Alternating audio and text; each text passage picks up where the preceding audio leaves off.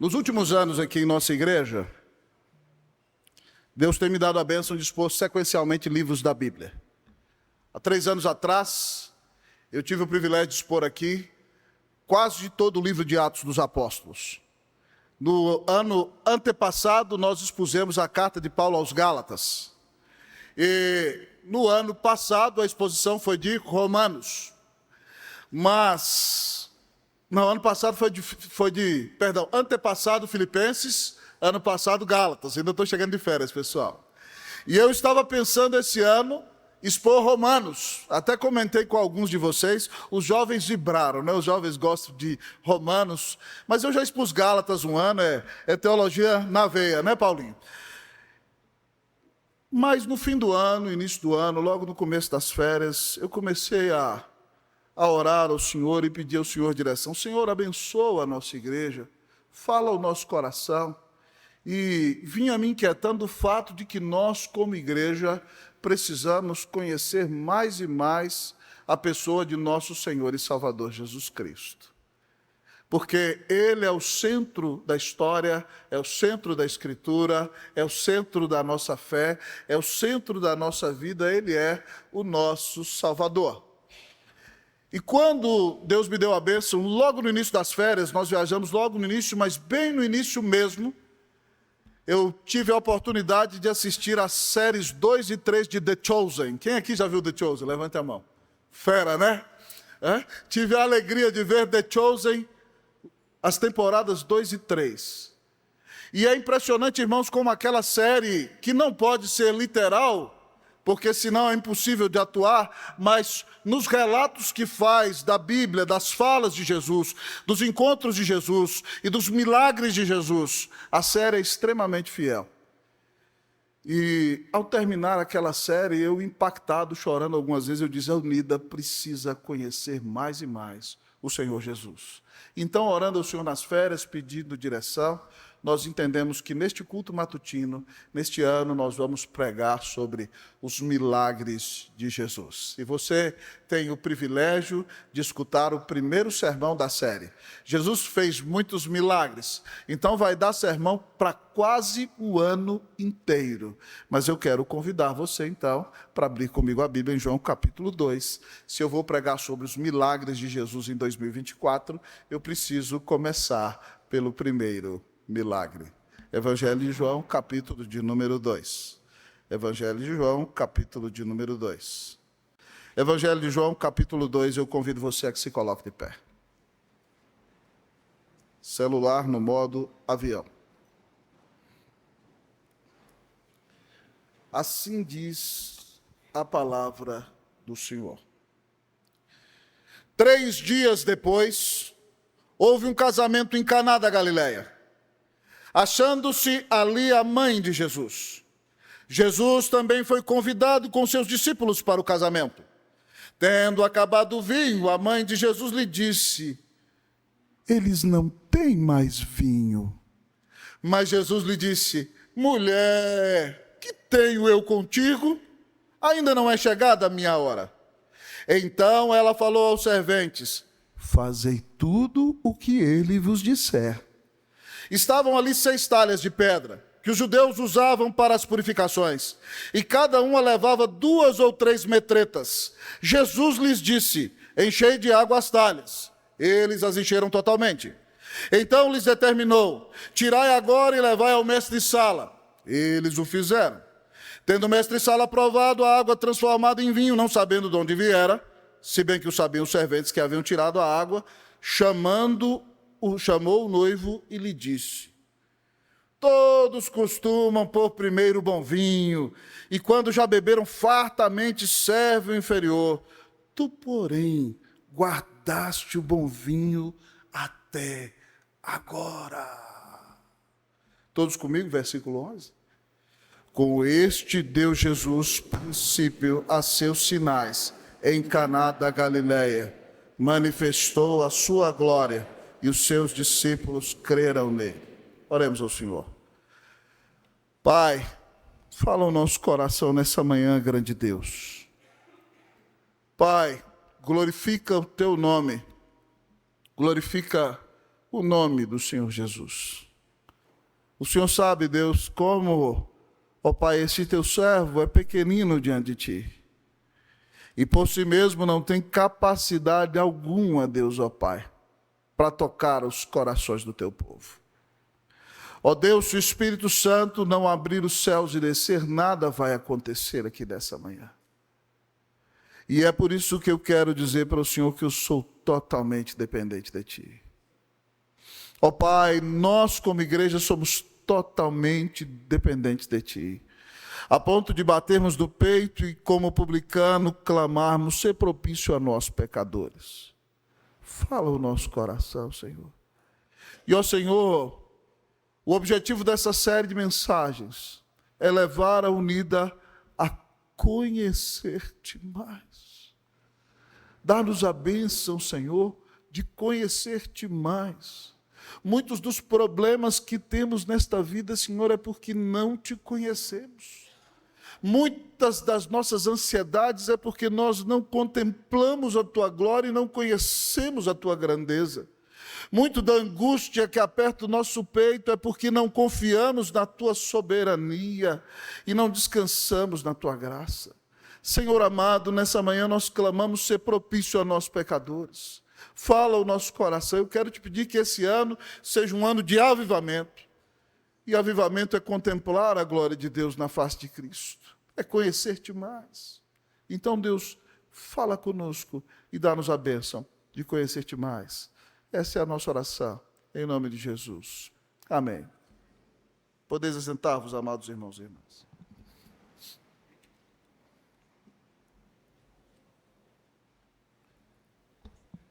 Neste texto nós presenciamos o começo de tudo no ministério de Jesus. Depois de ir à Judéia e ser batizado pelo seu primo João, passar 40 dias sendo tentado pelo diabo e vencer o inimigo na tentação no deserto e voltar à Judéia, o Senhor Jesus salva, queridos amigos e irmãos, Natanael. E a palavra de Deus diz aqui que depois do encontro que teve com Filipe e com Natanael, 3 dias depois, o Senhor Jesus volta numa viagem de mais de 100 quilômetros a pé para a região da Galileia. E ele volta para a cidadezinha de Caná, que fica nas montanhas, queridos irmãos e irmãs, cidade do próprio Natanael. E o texto nos diz que ali na cidade de Caná há um casamento, que Maria, a mãe de Jesus, foi convidada. Provavelmente era alguém da família do Senhor Jesus, ou alguém muito próximo, alguém conhecido. E a palavra de Deus diz que Jesus também foi convidado com os seus discípulos. Veja bem que não aparece mais o marido de Maria, José já morreu. Agora o arrimo de família é o filho primogênito dela, quem a sustenta é Jesus. E depois, agora que ele vai se entregar ao ministério, serão seus irmãos. Mas Jesus é convidado com todos os seus discípulos. E eu não sei se você sabe, mas o casamento judeu dura 7 dias. Quando um homem quer casar-se com uma mulher, ele chama um amigo, autorizado pelo seu pai, que vai negociar com o pai da noiva. Tudo é acertado e eles então entram em desposório. O noivado, nos dias da Bíblia, já tinha, querido amigo e irmão, o poder de casamento. Eles estão desposados, mas o desposório dura 1 ano. E o casamento é consumado 1 ano depois. E depois de 1 ano, então, acontece a famosa e gloriosa festa do casamento. Cartas eram mandadas para todo Israel. Pessoas de toda a nação, familiares eram convidados. E numa festa de 7 dias, você há de convir comigo que deve ter bastante alimento. E também não pode faltar o vinho. E se faltar o alimento e se faltar o vinho, a gafe social vai ser tremenda. Aquela família será mal afamada diante de todo Israel, porque num momento tão importante não se preparou para aquela ocasião. Então, queridos amigos e irmãos, o casamento começava da seguinte maneira. Quando chegava no dia do casamento, vinha o noivo com toda a sua comitiva, a noiva estava esperando em sua casa e se dizia: eis o noivo, saí ao seu encontro. E todos saíam, eles recebiam a bênção. E numa tenda, o noivo consumava o casamento com sua noiva, e a partir dali começavam aquelas festividades que duravam 1 semana. O texto nos diz que está o Senhor Jesus nessa festa, com seus discípulos, e se acaba o vinho. E o grande milagre que Jesus realiza nesse texto é transformar água em vinho. Pasme comigo, Se Jesus tivesse usado suco de uva e transformá-lo em vinho imediatamente, o milagre já seria espetacular. Porque para que a uva seja transformada em vinho, é necessário que ela seja pisada e depois ela fermente um bom tempo. Só a aceleração do processo já seria algo espetacular. Mas aqui o Senhor Jesus faz muito mais do que isso. Ele toma uma substância totalmente diferente, que é água, que não tem nada a ver com vinho. E ele a transforma em vinho, para suprir a falta de vinho naquele casamento, para que aquela família não fosse envergonhada. O presente de Jesus para o casamento é um vinho novo, mas mais do que isso, nesse casamento, ele traz para nós revelações maravilhosas para a nossa vida, para a nossa fé, para o nosso relacionamento com o Senhor. E é por isso que nesse texto, a palavra de Deus nos apresenta nessa manhã revelações de um grande milagre. Minha sincera oração é que você experimente nessa manhã o maior milagre em sua vida, o milagre do novo nascimento. Mas que você também experimente, se está frio, o milagre da renovação da sua fé. O milagre do renovo do primeiro amor. E se você precisa de uma intervenção sobrenatural de Deus na sua vida, que Deus te visite poderosamente, realizando o milagre que Ele quiser, para a glória dEle, em nome de Jesus. Amém. O texto nos apresenta revelações de um grande milagre. A primeira revelação de um grande milagre é que Jesus é soberano. Primeira revelação de um grande milagre, Jesus é soberano. Lá está o Senhor Jesus na festa. Maria, de alguma maneira, está ajudando na organização da festa, por isso que nós acreditamos que faz parte da família dela. Fazem saber a Maria que o vinho acabou. Maria está cheia de expectativa, porque ela sabe quem é aquele menino. Ela ouviu as profecias de que o filho dela era filho de Deus. Ela sabe que teve aquele menino sem ter relação com homem algum. Ela está, querido amigo e irmão, engravidada de expectativa, esperando a revelação do Senhor Jesus. E ele agora já está com 30 anos, a idade em que um homem judeu começaria a exercer o seu sacerdócio. E quando acaba o vinho, ela chega para ele com aquele jeitinho que todas as mulheres têm, né? De sugerir as coisas com muita graciosidade, diz: eles não têm mais vinho. Em outras palavras, ela está pedindo: não será a hora de você realizar um milagre? Já não está passando da hora de você revelar quem é? E Jesus, querido amigo e irmão, mostra para Maria que ainda que ela seja a mãe de sua natureza humana, seja sua mãe como homem, Ele é o Senhor dela, Ele é o Salvador dela, Ele é o soberano dela. Ele responde a ela: mulher, que tenho eu contigo? Ainda não é chegada a minha hora. Mulher era um termo respeitoso naqueles dias. Era como se ele dissesse: minha senhora, que tenho eu contigo? Em outras palavras: mamãe, o que a senhora tem a ver com isso? Ainda não é chegada a minha hora. Jesus revela para Maria que Ele é Deus, Ele é soberano, Ele está no controle de todas as coisas, nada acontece fora da sua vontade. O grande teólogo e estadista holandês Abraham Kuyper disse que não há sequer uma polegada no universo. Vamos traduzir para o português, né? Não há sequer 1 centímetro no universo acerca do qual Jesus Cristo não possa dizer: é meu. Jesus é Senhor de tudo quanto existe. Ele diz que toda a autoridade lhe foi dada nos céus e na terra.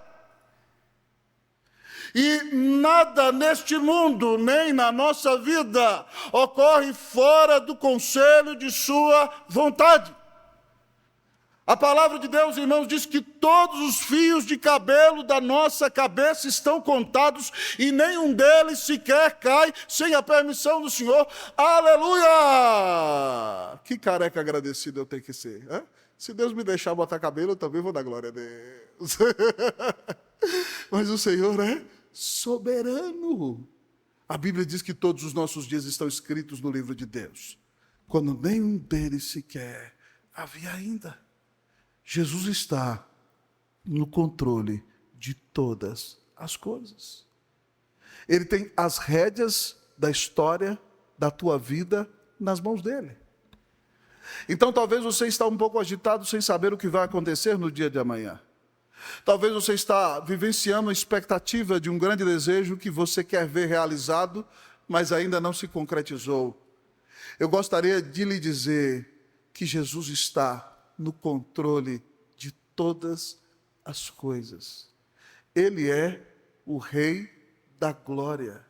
Ele é o Todo-Poderoso Senhor.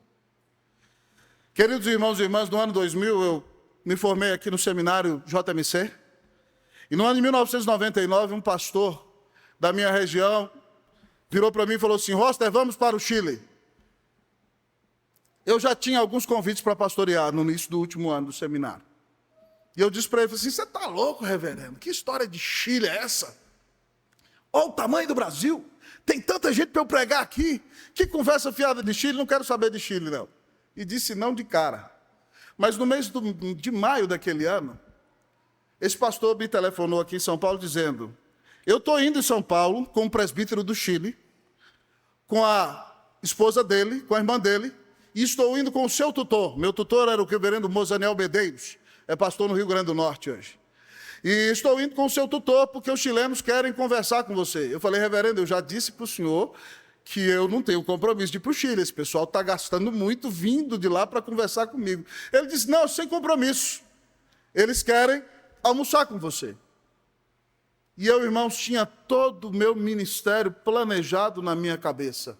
Eu formaria com 21 anos, seria ordenado, já tinha o prazo calculado para fazer o mestrado, para entrar no doutorado, e eu falava assim: eu consigo talvez terminar meu doutorado com 28 anos de idade. Estava tudo planejado. Até que Deus entrou na história. E nós fomos almoçar com aqueles irmãos, ali na Avenida Vereador José Diniz, no Campo Belo. E o almoço foi maravilhoso. E, de repente, aquele presbítero vira e fala: pastor, nós recebemos seu nome há 2 anos. Ele diz assim: nós fizemos uma investigação da sua vida, nós sabemos toda a sua história. Nós sabemos até as suas notas no seminário.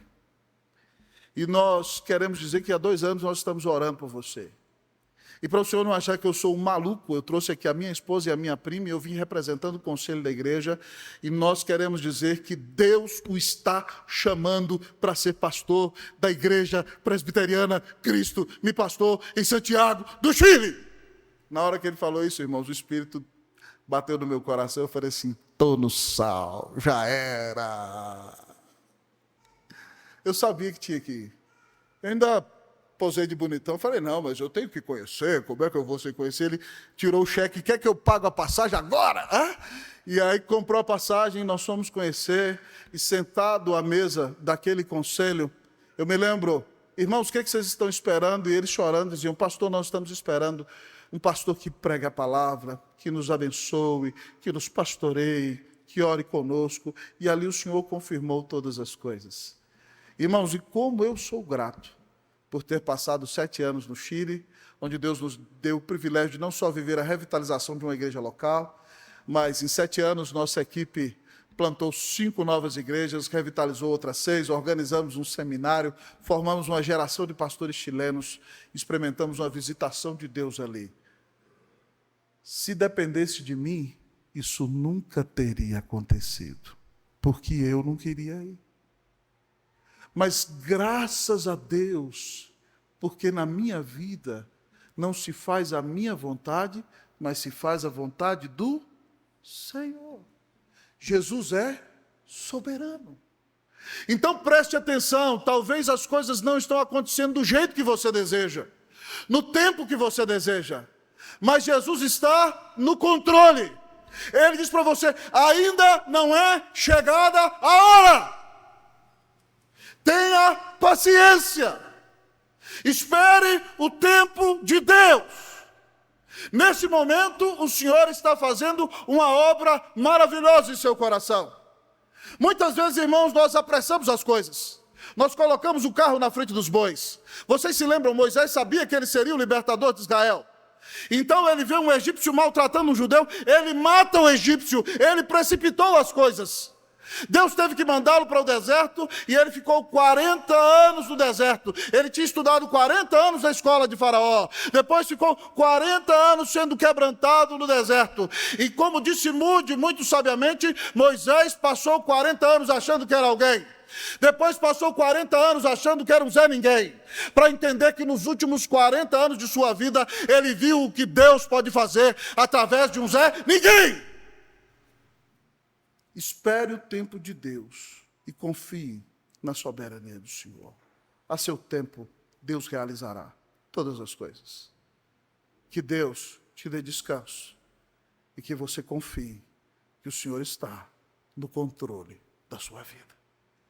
Primeira revelação de um grande milagre, Jesus é soberano. Vou perguntar à igreja, qual a primeira revelação de um grande milagre? Vamos lá?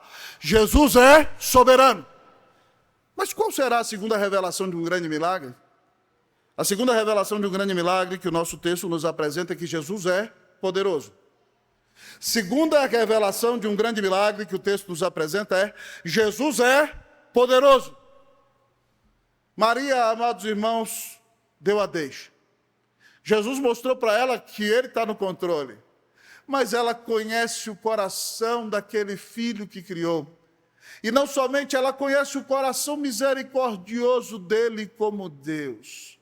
Então ela, ao sair dali, diz aos serventes: ei, prestem atenção, façam tudo o que ele disser a vocês.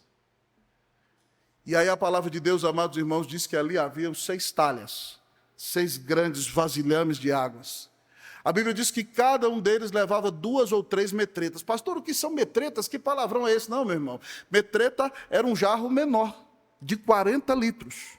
Então, havia 6 talhas, cada uma levava 2 ou 3 metretas. Isso significa que elas tinham a capacidade de 2 metretas, 80 litros, ou 3 metretas, 120 litros. Então, você tem aqui, queridos irmãos, 6 talhas. Se são 2 ou 3 metretas, é o mínimo de capacidade. Se cada uma delas tivesse só 2, seria 480 litros de água. Mas se todas tiverem 3, são 720 litros de água. Então, você tem uma capacidade entre 480 a 720 litros.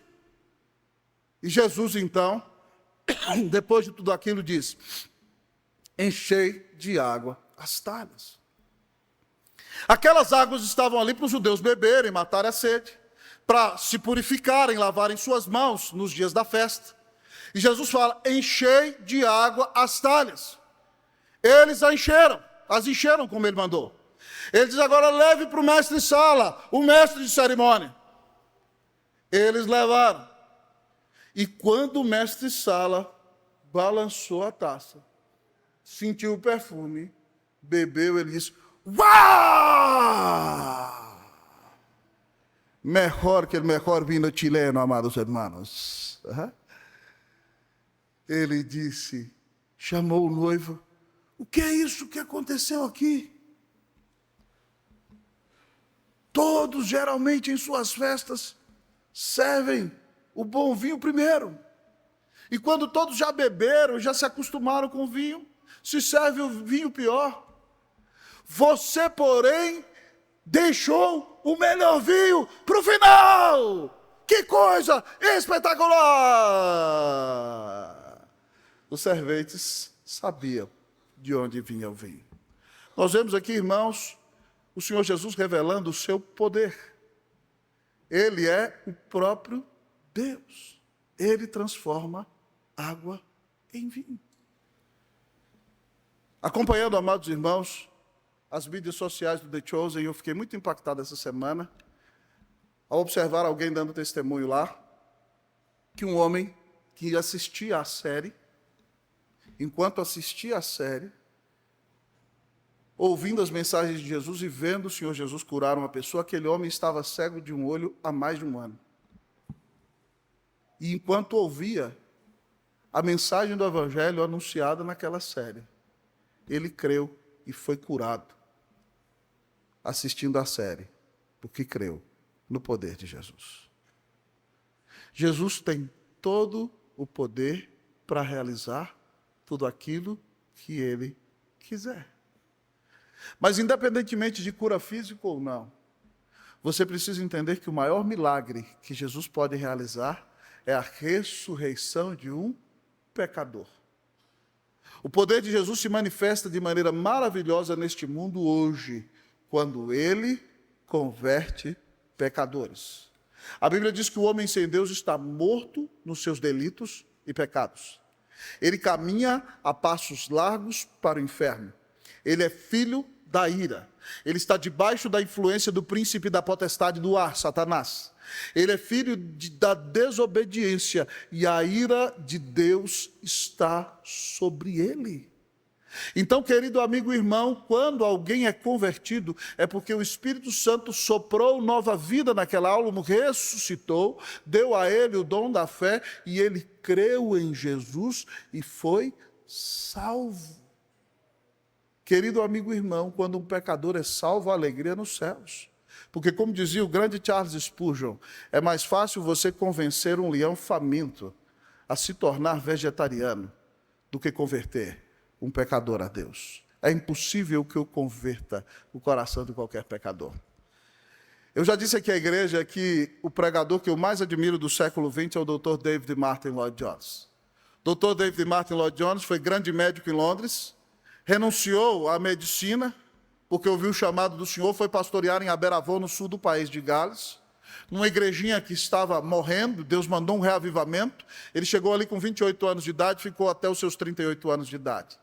Um dia no culto, quando os membros da igreja de Lloyd Jones estavam indo para a igreja, eles passaram na rua cantando talvez um hino, eles eram presbiterianos, ele foi pastorear a igreja presbiteriana, talvez cantavam Conta esta história, cantando assim, Cristo na cruz foi morto por mim, conta esta história, cantando assim, Cristo na cruz foi morto por mim. Passaram na frente da casa de uma médium espírita. Aquela mulher se perguntou por que eles são tão felizes desse jeito. Eu vou atrás deles para procurar saber qual é a razão da felicidade deles. E ela entrou na igreja, uma igreja bela como a nossa, uma arquitetura linda como o nosso templo, sentou-se no último banco. E naquele dia, o reverendo Lloyd Jones, cheio do Espírito Santo, em seu primeiro ponto, pregou sobre a santidade, sobre a glória, sobre a grandeza, sobre a majestade, sobre o poder incomparável e sobre a justiça de Deus. No seu segundo ponto, ele pregou sobre a nossa maldade, sobre o nosso pecado, porque se Deus é tão grande e tão justo como é, por causa do nosso pecado, ele tem que nos jogar no inferno, porque nós temos ofendido a sua santidade. Mas no terceiro ponto, ele diz que esse Deus é tão amoroso, que providenciou um Redentor, que deu a vida na cruz para pagar os pecados de todos aqueles que nele creem. E de repente, então, querido amigo e irmão, no quarto ponto, ele então conclamou os presentes que ali estavam, a se arrependerem de seus pecados e crerem em Cristo Jesus, porque se crescem nele como único mediador entre Deus e os homens, se crescem nele como seu único Senhor e Salvador, eles receberiam a vida eterna. E aquela mulher, irmãos, que era médium espírita, creu e foi salva naquele culto. No final do culto, ela se aproximou do reverendo e disse: reverendo, até hoje eu era uma médium espírita. Eu sou uma mulher acostumada a mexer no mundo espiritual. E todos os espíritos que eu conheço são tiranos, são maus, são escravizadores. Mas hoje eu entrei aqui nesta manhã e eu percebi a presença do Espírito mais poderoso que existe. Mas esse Espírito é puro e cheio de amor. E hoje, pela graça de Deus, eu entrego a minha vida a Jesus. Aquela mulher nunca mais voltou para o espiritismo. Se tornou uma líder no meio das senhoras da igreja. E até o final da sua vida foi um instrumento para pregar o evangelho e ganhar muitas pessoas para Jesus. O maior milagre que o Senhor realiza é a salvação do pecador. Então, se você está aqui nessa manhã e reconhece que é pecador, que você não tem solução para a sua alma, e que se Deus for te tratar conforme os seus pecados merecem, Ele vai te jogar no inferno da ira dEle. Mas você ouviu nessa manhã que Ele deu o único Filho dEle para morrer na cruz do Calvário e pagar os pecados de todos aqueles que nele creem. Se você ouviu essa mensagem de amor maravilhosa, o Senhor te conclama a se arrepender dos seus pecados, a crer em Cristo Jesus como seu único Senhor e Salvador. E se você crer nele, você vai ser salvo nessa manhã. Se você crer nele, o Senhor vai dizer: eu te justifico, eu te perdoo, levanta-te, meu filho, eu te dou a salvação. Que Deus te visite com perdão de pecados nessa manhã. Que Deus te dê a restauração nessa manhã. Que Deus te dê a vida eterna. E se você já é crente, mas tem vivido uma vida fria, tem vivido uma vida que flerta com o pecado, que o poder do Senhor Jesus seja sobre a tua vida nesta manhã. Que você seja vitorioso sobre todos os pecados, em nome de Jesus. Que Deus te visite com restauração. Que Deus te visite com cura na alma. Que Deus te visite, querido irmão, com um novo momento na presença dEle, porque Jesus é o Deus Todo-Poderoso e não há impossíveis para Ele.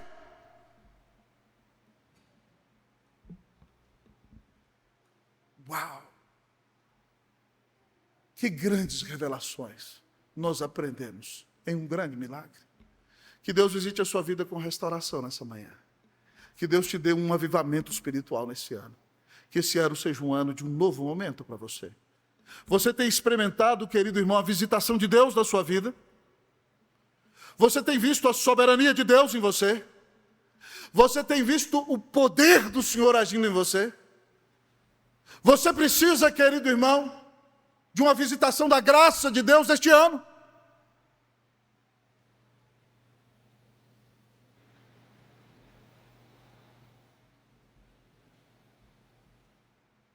Tudo que eu quero, amados irmãos, é que Deus nos visite, me visite com um reavivamento espiritual neste ano de 2024, em nome de Jesus.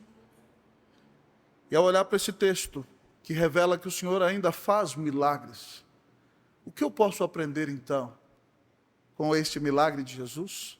O texto nos apresenta as revelações de um grande milagre. A primeira delas é que Jesus é soberano. A segunda delas é que Jesus é poderoso. Mas, pastor, ser ou não ser, eis a questão. Qual é a última revelação de um grande milagre? A última revelação de um grande milagre, irmão, é que Jesus é Deus. Jesus é Deus. Versículo de número 11, eu lerei uma vez, a igreja lerá a segunda vez. Com este deu Jesus princípio a seus sinais em Caná da Galileia. Manifestou a sua glória e os seus discípulos creram nele. Vamos lá todos? Com este deu Jesus princípio a seus sinais em Caná da Galileia. Manifestou a sua glória e os seus discípulos creram nele.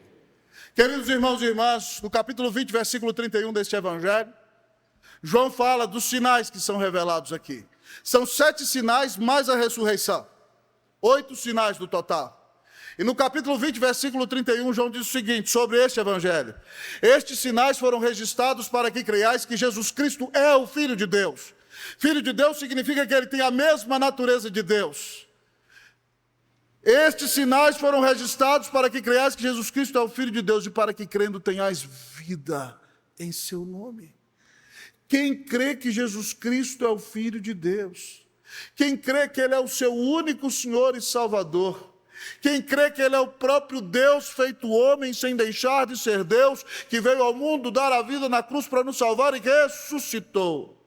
Quem crê que Jesus é o clímax da revelação de Deus, esse tem a vida eterna.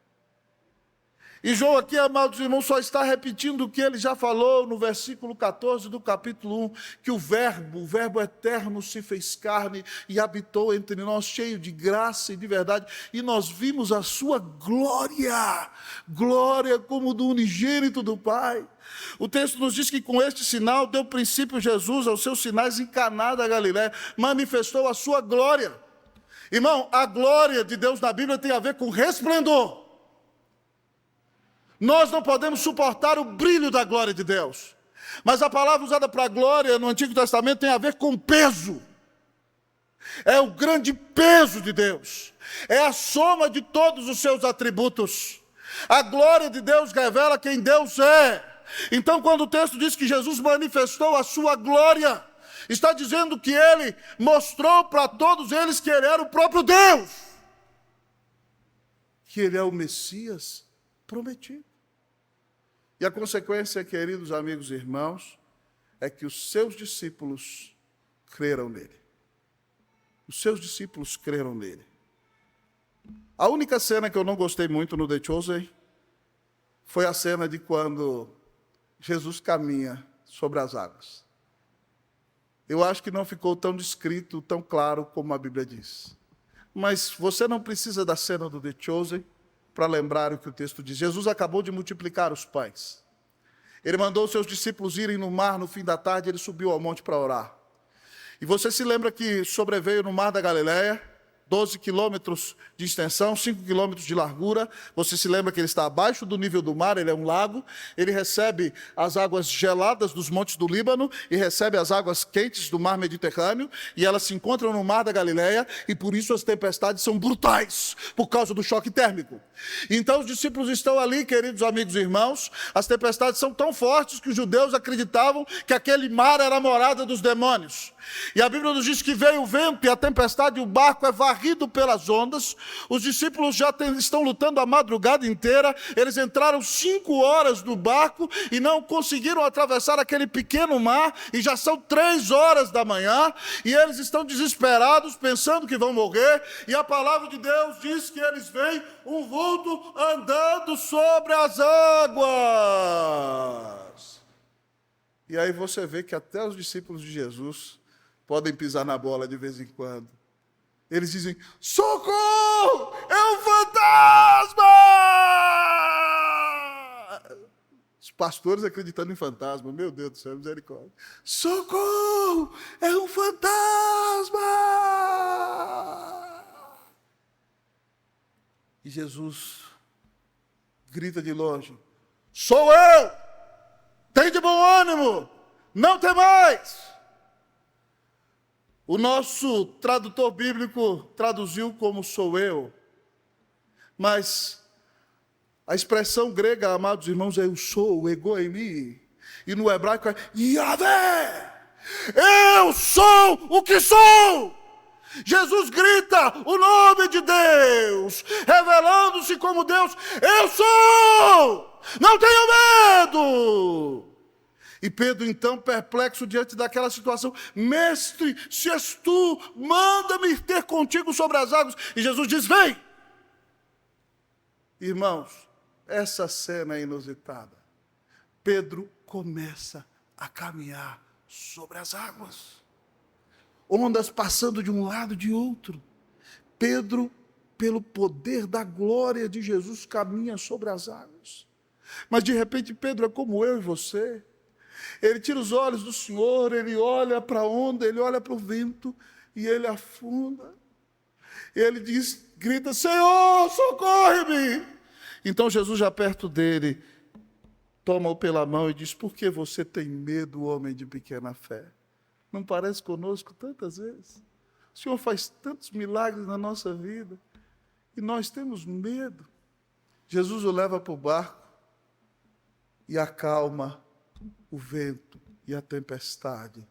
E todos eles dizem, verdadeiramente, este é o Filho de Deus. É por isso que Jesus faz os milagres, para revelar que Ele é Deus. É por isso que você tem passado por uma provação tão terrível na sua vida, sabe por quê? Porque o inferno, aposta que você não vai aguentar.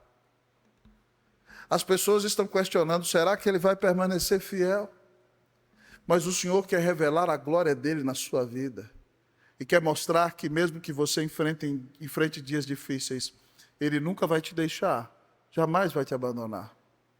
Então, se você está passando por uma grande provação, não se esqueça que o seu Senhor é Deus. E Ele há de revelar a glória dele em tua vida. E se Ele quiser realizar grandes coisas, Ele será exaltado. Mas se você continuar passando pela provação, Ele continuará sendo exaltado. Porque Ele é o próprio Deus. Esse é o nosso grande Senhor e Salvador, Jesus Cristo. Se você conhece a Jesus, você não vai se desesperar no meio das dificuldades.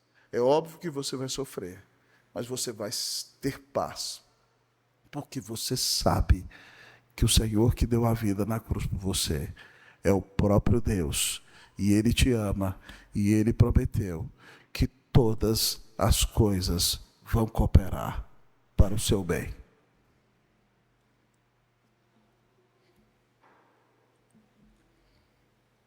Eu quero te perguntar no final do sermão dessa manhã. Como está o seu relacionamento com Jesus?